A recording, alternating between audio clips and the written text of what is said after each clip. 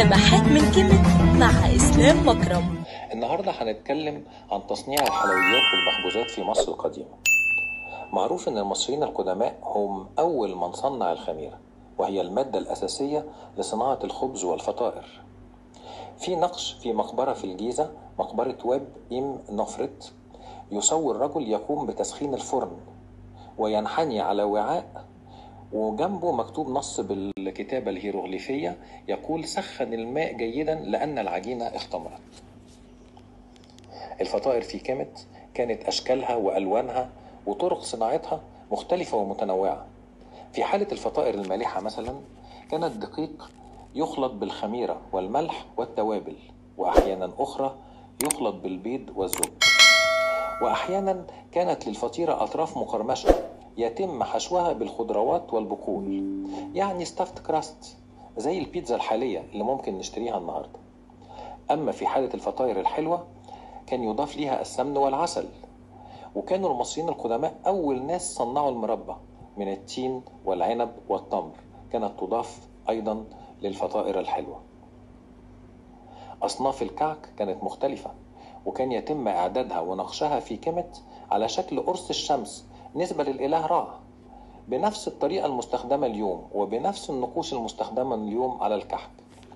ده مسجل على جدران مقبرة الوزير رخميرار، وزير الملك تحتمس الثالث.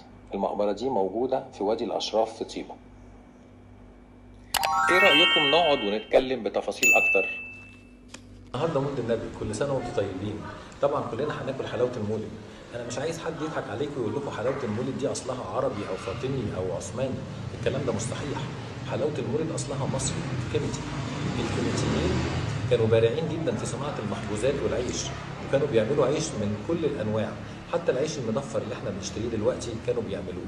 كانوا بيعملوا كمان سندوتشات على شكل مستدير، وكانوا بيحطوا جواها لحم زي سندوتشات البرجر اللي احنا بنشتريها النهارده من المطاعم الامريكيه المشهوره.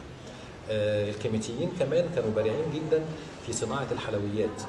كانوا بيعملوا كيكه حب العزيز، وكيكات تانية محشيه بانواع مختلفه من الفواكه زي التمر زي التين، بالذات في فترات الاعياد. يعني مثلا في معبد حتحور في دندره ومعبد حورس في ادفو، كان في عيد اللي هو عيد زواج حورس وحتحور، كان بيتجدد كل سنه كرمز لتجديد شهر العسل بين حورس وحتحور. كانوا الكهنه بيصنعوا حلويات على شكل عرايس وعلى شكل حيوانات علشان يساعدوا الاطفال. فالعروسه كانت بتبقى رمز لحتحور. احنا عارفين ان حتحور دايما بيبقى على راسها قرص الشمس، كانوا بيحطوا قرص الشمس على راس العروسه، ودلوقتي بقى بيتحط قرص الشمس في ظهر العروسه. والحيوانات بقى على شكل حصان، على شكل بقره، على شكل وزه، على شكل بطه، زي ما الصور والنقوش اللي في المعابد بتوري لنا. ده كان بيسعد الاطفال. حتى المعابد الجنائزيه زي معبد مدينه هابو، معبد الرمسيوم، اي مناسبه دينيه كان بيتعمل فيها حلويات ويتم توزيعها على افراد الشعب وعلى الاطفال. يبقى ما حدش يجي يقول لنا ان حلاوه المولد دي حاجه مستورده. عايز أقول لكم على مفاجأة. المفاجأة دي فجرها عالم أمريكي اسمه بلاكلي. قال إنه استخلص الخميرة من عينات من مسام الأواني الأثرية القديمة المصنوعة من الفخار، واستطاع تعقيم الدقيق اللي فيها قبل استيقاظ الكائنات الحية بالخميرة، وصنع منها خبز جديد ممكن يتاكل النهاردة.